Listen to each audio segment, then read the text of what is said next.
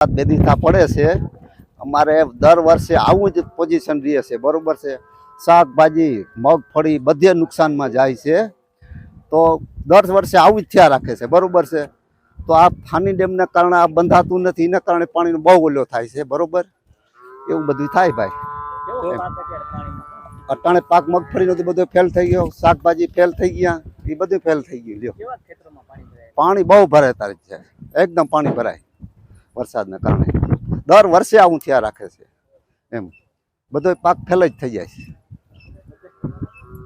મગફળી નિષ્ફળ ગઈ, હા શાકભાજી બધું આજ બે દિવસ વરસાદ બહુ પડે છે, પરિસ્થિતિ હાવ નબળી છે।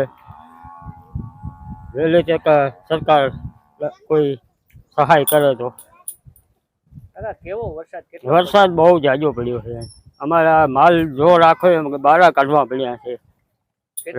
રાતભર જાગ્યા અમે હવે પરિસ્થિતિ હાવ નબળી છે। પાણી વળી ગયા બે દિવસ છે અમારે મગફળી પકાલા બધે બે દિવસ પાણીમાં ભૂલી ગયેલી છે। અમને સહાય કરી દો તો સારું, એમાં કાંઈ અમને ચડતું નથી, અટાણે કોઈ આવતું નથી પૂછવા કે કેટલું પાણી છે કેટલું નથી, કોઈ ડોકાતું નથી। અત્યારના ખેતરોમાં કેટલા પાણી ભર્યા છે?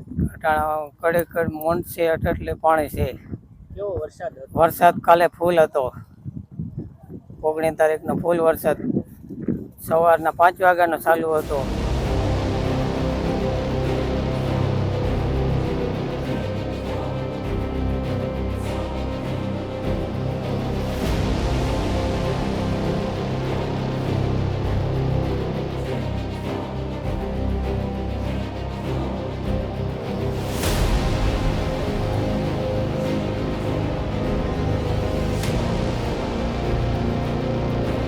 દેવભૂમિ દ્વારકા જિલ્લાના કલ્યાણપુર તાલુકામાં 24 કલાકમાં 11 ઇંચથી વધુ વરસાદ ખાબકતા ક્યાંક ને ક્યાંક ખેડૂતોની ચિંતામાં પણ વધારો જોવા મળ્યો છે।